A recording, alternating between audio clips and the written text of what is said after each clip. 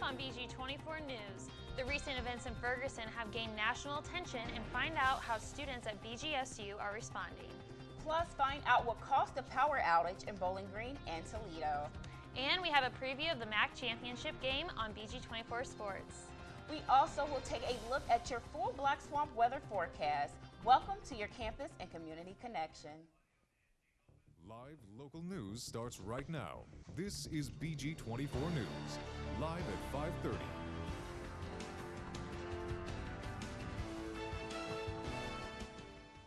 Good evening, everyone. I'm Alexis Cook. And I'm Maya Lanier. Thanks for joining us tonight. BGSU students exercised one strong opinion in response to the Michael Brown Ferguson case verdict. Reporter Amy Staggerwald joins us in the studio to tell us about the on-campus protests that occurred. We have Amy live with us in the studio. Now, Amy, what was it like actually going out there and witnessing the protests on campus? It was really awesome to see how students responded to this. You know, we were all watching it on TV and seeing how everyone around the country was responding to this, but literally within not even 30 minutes after the verdict was announced, BGSU students reacted very strongly and passionately about this topic. They began to protest and go outside with their hands up, marching around campus in various populated parts like the Oval and the Student Union.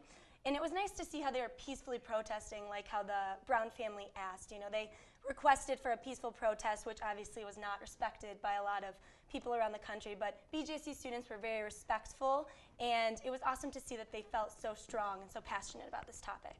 Well, it sounds like a lot of students quickly responded to the Ferguson trial. Just how many protesters actually were out there, and I know you talked to some of them, so what did they have to say about it all? Yeah, it's hard to say how many exactly were out there because so many different organizations went out and protested. You know, I talked to a couple different ones, and even some sororities were out there, some different religious organizations were out there as well. It's hard to put a number on how many were out there, but I can say that they were protesting about 30 minutes after the verdict happened, and that continued on into the next day. And that day was the day that everyone was, you know, leaving for Thanksgiving break and getting ready to go home. But these students stayed on campus and started protesting, which really shows how strong they are about this. I know because on my social networks, like Instagram, it was immediately respond. You have so many statuses or pictures about the situation. And I was at home, you know, when it happened. I know a lot of students did leave for break, but a lot of students were able to go back to campus and, you know, protest. So that was amazing to see. Yeah, and they're starting to have discussions on campus about this. You know, I know for a fact I got an email this week that discussions are going on all week, you know, about diversity and law enforcement, so that students are getting, you know, a healthy way to express their feelings about this topic, which is awesome. Now, being a student on campus, you know, I have social media sites like Yik Yak and Twitter and Facebook, and I know that there was a lot of negative responses too. So did you ask some of the students what they thought about that? Yeah, a lot of the students were very disappointed in the verdict, which you can see why. You know, everyone has their different opinions, and they're gonna clash, but in the end, it was the verdict, and we have to accept that that's what the court decided. And students will continue to protest about various topics like this, but it was nice to see how BGSU students, you know, were very, very respectful to the Brown family and stuff. I think it's good that they're being respectful instead of what was happening in Ferguson, Exactly. which was more in the violence. So thank you so much, Amy, for everything that you did about the Ferguson case on campus. Thank you so much. It was awesome to be in here with you guys. Okay, and you can check out updates on the Ferguson case through campus updates through your emails. Bowling Green police arrested a wanted man this morning. Eric Wilhelm led police in a high-speed car chase back on November 24th. Wilhelm led the police from Gypsy Lane and BG through Portage before losing them in Cornfield. He was arrested this morning at an apartment complex on 5th Street. Wilhelm faces multiple charges, including failure to comply, reckless operation, and parole violation. City administrators met yesterday to discuss the Complete Streets legislation. Now, during the meeting, the Transportation and Safety Committee voted anonymously to create an ordinance for the legislation. This legislation would help make city streets safe for all users, including bicyclists and pedestrians. And the protest could cost up to $1 million. Bowling Green experienced a power outage yesterday morning. Residents in the southeast part of the city were out of power for a short time. According to the BG Electric Division, the outage was caused by false high-pressure alarm. The false alarm then shut down the electric substation on Gypsy Lane Road. No injuries were reported. The city of Toledo has also recently experienced power outages. Power is now restored in South Toledo, where many residents were out of power for the majority of the weekend, and the power was caused by a line failure below ground. Workers had to dig 20 feet into the ground to repair the line, and the line was over 4 decades old. Returning to campus news, Bowling Green State University is hosting the 7th annual Martin Luther King Jr. Day Service Challenge on January 19th. The university hosts the challenge to give students and community members a way to get involved. Students volunteer to paint, replace carpet, and clean in businesses and nonprofits. The deadline to register is December 8th and can be found on BGSU's website. And here we have with us weathercaster Paul Mims. Now, Paul, I've been outside recently, and it's really just kind of gray and kind of like groggy. Yeah. What are we going to be expecting for the upcoming days? Well, I agree with you, Alexis. We are expecting some pretty cloudy weather in the terms of the week. We're having this, I'm going to show you later on in the forecast how that happened, but currently we're looking at about 33 degrees outside with some mild winds. I'll have your full Black Swamp weather forecast in a bit. Thank you, Paul. Coming up after the break, the Wood County Jail will be making renovations. Plus, Wood County receives several more grants. Stay with us. The Wood County Jail will soon begin a $3 million renovation project. A building that is currently being used as a warehouse will become a housing facility for inmates. The county jail will add 60 new cells to the site as well as expand housing for female inmates.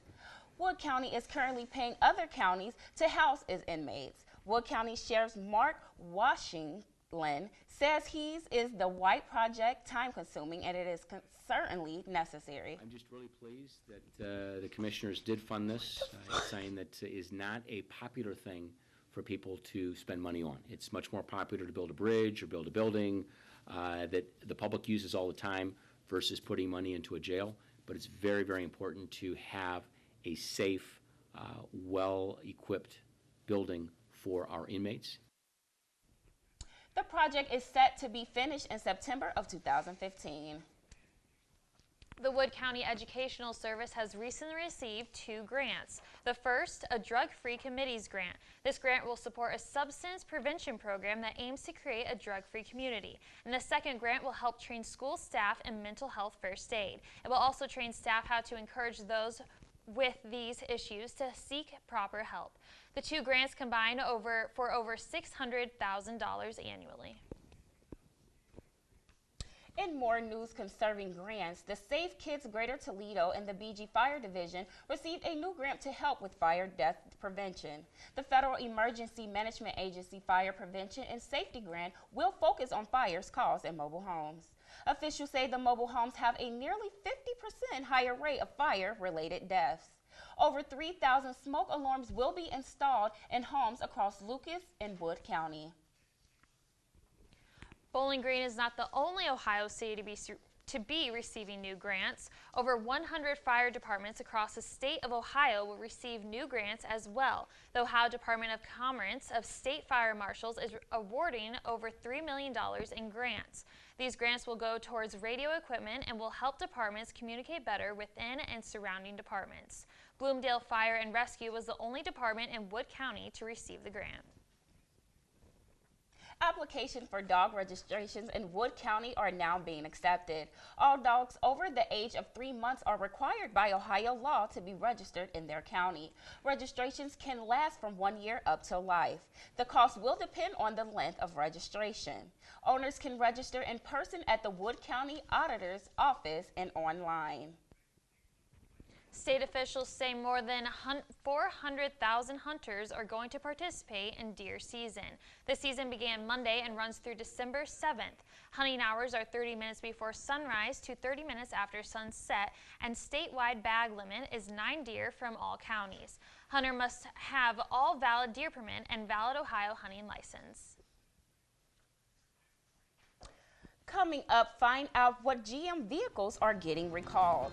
Plus, we'll have your full Black Swamp weather forecast. Stay with us. Live local forecast with BG24 Black Swamp weather. Good evening, everyone. I'm Paul Mims, and here's your Black Swamp weather forecast. Currently, we're getting about 33 degrees outside with some pretty heavy clouds in the sky. We're expecting some mild winds, and that winds will pick up just a bit as we go into tonight's forecast with those clouds still in the sky, and we're reaching about a low of 32 degrees. Not a big difference of what we're expecting currently as our temperatures are. And as we go into tomorrow's forecast, we're looking at some early morning clouds, but those clouds will eventually disappear. We're going to look at some mainly sunny skies with a high of 39 degrees. With a high of 39 degrees, and as we go into tomorrow's night's forecast, those winds will be the same, about light and variable, with a low of 24 degrees with some partly cloudy skies as well. Now I'm going to take you to the map I'm showing here is our national front map, which I'm going to show you how you see there's a huge stationary front that was just sweeping across the Midwest. You can see those stationary fronts are notorious for having heavy cloud cover and some wetness and some water vapor that's in the sky, so we have some high pressure there. As we're going towards our map, we can see I'm having a humidity map as well. You can see around the northern Ohio region over there, down here, and you can see it's about a high 80s and high 70s range of humidity. If we go into our 5-day lookout for the rest of the week, you can see Wednesday we're looking at high 39, low 24. Thursday, some cloudy skies as well with a high of 34 and a low of 28. Friday, cloudy skies again with a high of 41, a low of 34. Saturday, tremendous clouds with some overcast with a high of 39 and a low of 29. Thank you, Paul. Now, I know that today's a little bit gray and kind of just like cloudy and whatnot, but it seems like the rest of the week is going to get a little more sunny and whatnot. We're still seeing some clouds, and especially Saturday with that overcast is because that stationary front that we just experienced sweeping across the Midwest, it's very notorious for a heavy cloud cover and some wet conditions, so that's the reason. But it seems pretty mild temperatures, so it's pretty cool for the rest of the week. Exactly. So we got wet conditions, but no snow? No snow. Yay! See, that's the good thing, though. We don't have snow. It won't be that cold then. Yes, because I slipped on the way to class because I walked. No and that's snow, I embarrassing. promise you. It's a little embarrassing. Thank you, Paul. General Motors is recently over 300,000 vehicles because of defective headlights. The following product models from 2006 to 2009 are being recalled: Buick LaCrosse sedan, Chevrolet Trailblazer, GMC Envoy, Buick Rainier, Saab, Isuzu Ascender SUV. GMC says that only the low headlight are affected. Dealers will replace the headliners for free. Columbus police confirmed that the body of missing OSU football player was found Sunday afternoon. Costa Car George went missing Wednesday and was last seen at his apartment. His body was discovered one street away in a dumpster with a gun. Columbus police report that he died of a self-inflicted gunshot wound. Many deaths were reported on Ohio's roadway during the Thanksgiving holiday. From last Wednesday through Sunday, 19 deaths were reported by the State Highway Patrol. This is an increased number compared to the past several years. The patrol also arrested over 400 drivers of OVIs and cited over 1,000 safety belt violations. You can view a complete statistical analysis of highway enforcement over the holiday break at www.statepatrol.ohio.gov. In order to prevent further accidents during the holiday season, the State Highway Patrol is stepping up its OVI enforcement. During this weekend, Ohio and 5 other state patrols will use high visibility enforcement. The aim is to reduce the number of OVI-related crashes. OVI incidents account for over 30% of fatal crashes in Ohio. Now, Katie Warnke joins us for a look at campus and community sports. Katie? Thanks, Maya. After the break, head coach Dino Baber says it's time for his football team to rebound going into the MAC championship game. Plus, Falcon hockey keeps climbing the ladder in the national rankings. Stay tuned. It's un-Falcon believable coverage that you won't get anywhere else. This is BG24 Sports. Welcome to BG24 Sports. I'm Katie Wernke. It is MAC Championship Week. Football takes on Northern Illinois this Friday for the big one, a rematch from last year. The Huskies may be looking for some revenge, come in with the better record at 10-2. Bowling Green is at 7-5 after a weekend loss to Ball State. But when everyone counted out the Falcons last year, well, do you remember that upset? Head coach Dino Baber says after an up-and-down regular season, it's time for the Falcons to come out ready to go in Detroit. I think they're a little disappointed. You know, we had a big loss, and you got to put a light on that. And we need to recover because we've earned the right to play in this championship game, and we really need to put all three phases together and put our best foot forward. It is a little bit different because it's the championship. Everyone's watching. You know, everyone from Bowling Green, the community will be there. So it does have a little bit more pressure on you, but you just got to take a step back and realize it's still a game, and you got to prepare a little bit harder, but you got to prepare the same way. We lost the past 2 weeks, but, you know, we just got to bounce back, get back to the fundamentals, and, you know, this is the last one. This is for all the marbles. So people say that NIU is the better team, but, you know, the better team doesn't always win the game when it's time. So it's who plays the best that day.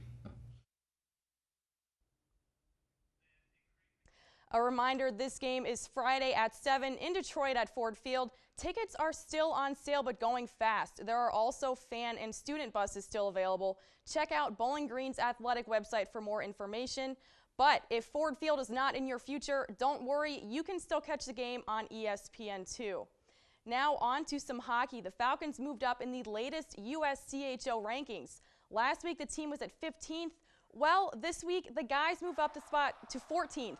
Bowling Green is one of 4 WCHA teams gaining national attention in the polls, one of which the Falcons will face this weekend. In an away series, Bowling Green takes on Northern Michigan in a 2-game series. The Wildcats are ranked 19th in the country. The Falcons have won 6 out of their last 7 games. Still, with the success, Bowling Green averages over 10 minutes in penalties per game, but they've only allowed 4 power play goals. Head coach Rich Bergeron says the special team side to the team is essential for winning. I think the confidence for sure is on the penalty kill. The power play, the major difference between this year and the first couple of years is the number of power play people we have on our team. We still want to use the power play as a privilege and not a right, and something you have to earn. And if guys aren't getting the job done in the power play, then we take them off the power play because we've got other guys that can. The penalty kill, you know, well, I've been happy with the penalty kill. I don't think we've been hanging on. I think we've been dominating.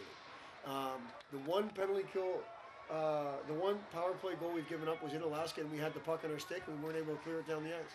They picked it off, and then it was in our net 3 seconds later. So I think we're gaining momentum and confidence on the penalty kill, but it's going to be something that down the stretch, it's going to need to be great. Bowling Green will be on the road until the beginning of January. Now, after a weekend in LA for the Thanksgiving Classic, women's basketball guard Erica Donovan takes home the Female Pizza Hut Athlete of the Week award. Donovan averaged 13.5 points and 10.5 rebounds in 2 games over the weekend. The redshirt junior leads the team in points and rebounds on the year. Now, men's basketball forward Rashawn Holmes was named the Male Pizza Hut Athlete of the Week. Holmes also takes home the MAC East Men's Basketball Player of the Week award. Over the weekend on Sunday, the senior knocked in 26 points, grabbed 18 rebounds, and had 5 blocked shots. On the year, the Ford leads the team in scoring, rebounds, and you guessed it, blocked shots. The team will be back on the court tomorrow night taking on Western Kentucky.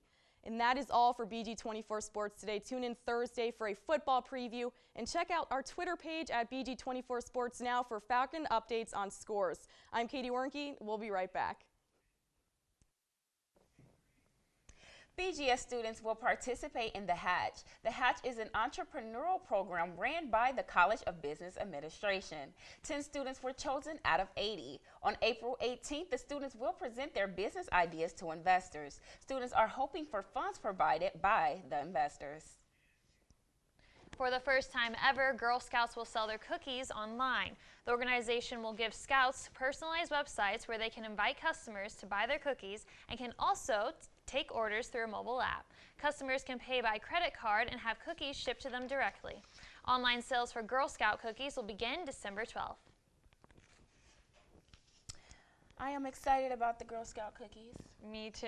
I know I will definitely invest an app of the Girl Scout cookies. Girl Scout cookies are probably the best cookie out there, Yes. by far. Yes. I'm just happy that they actually are doing an online sale of them now, because not everyone knows a Girl Scout to buy true. cookies, you know what I mean? But it's so adorable when they come knock on your door. Like, hi, you want to buy some Girl Scout cookies?